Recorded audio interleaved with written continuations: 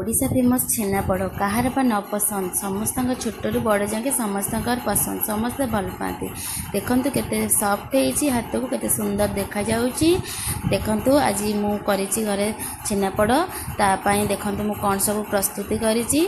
मु प्रथमे नहीं जाइछि 1 केजी आमर देसी गाई छेना क्षीर छेना तापर सुजी गुजराती गुंड देसी गुआ घी चीनी। प्रथमे आमे ताकू भल से छेना को मिक्स कर गोलैदबा मिसईदबा तापर चीनी पकेबा। चीनी आपण स्वाद हिसाब से पकेबे। जदि मीठा आपण पसंद बेसी मिसा चीनी देबे नले जदि चीनी आपण बेसी पसंद नुहे कम हिसाब से चीनी आपण दे पारिबे सेटा ऑप्शनल अछि। तापर आमे तादरे सुजी 4-5 चम्मच सुजी देदबा। सुजी दे सारा पर आम तादरे देसी गुआ घी 2 चम्मच देदबा। गुआ घीर बास्ना बहुत बढ़िया बहुत भल फ्लेवर आसब। तापर आम गुआ घी दे सारा पर आम गुजराती गुंड जो कर रखिथिबा ताकू पकेदबा। गुजराती गुंड पकेदबा पके सारा पर ताकू आम भल से मिक्स करदबा भल से गोलैदबा। देखु भल से सबुतक जिनस जो पकेली इनग्रेडिएंट्स ताकू भल से छेना सांगे मिसईदबा। आम जिते भल से गोलेबा छेनाटा मोर से छेनापोड़ सफ्ट रहिबो भल से। देखु ताकू आम 5-10 मिनट मिक्स करदबा।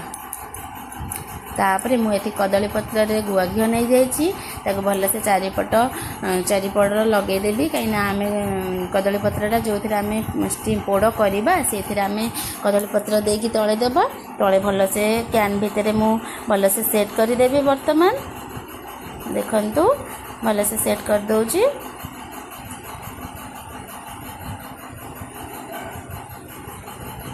भल से साइज कर सेट कर दौची। देखु तापर आम जो गोले की रखि छेना तक ए कैन भितर रखीदबा भल से साइज कर चारिपट गोले की सब भल से ता भितर रखीदबा भल से रखीदबा।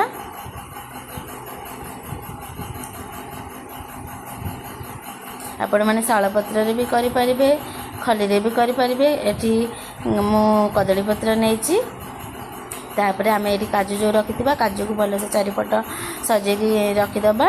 काजू आ गुजराती गुंड पकई बाकी जो ताकू भी आदि देदबा ऊपर आम पकईकी आपर आम घी मारिदबा। घी मारिदेकी ताकू आम एबे नबा पोड़ीबा। तापर हूँ आम ए कढ़ई गोटे गरम करदबा। कढ़ई गरम कर सारा पर आम ए लुण पकेबा।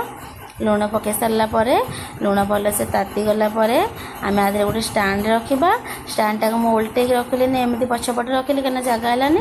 तापर आम जो कैन रखी छेना तक आम ताकू स्टाण्ड उपर रखीदबा। स्टाण्ड उपर रखे ताकू आम ए कवर करदबा। कवर करके 5 मिनट आम हाई फ्लेम रे रखा। टिके भल से ताती गला पर तापर आम लो फ्लेम रे करदबा। 1 घंटा को आम एमती लो फ्लेम रे बसैबा। देखु एबे आमर हो आसला आ बाकी अल्प समय हेब।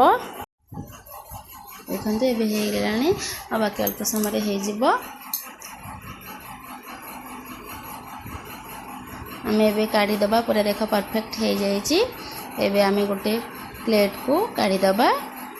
देखु एबे गोटे प्लेट रखी ताको उल्टे देली एबे आस्ते किना टेकीदबा। देखु पूरा बढ़िया से हो जाइए भल सॉफ्ट देखा जाउची।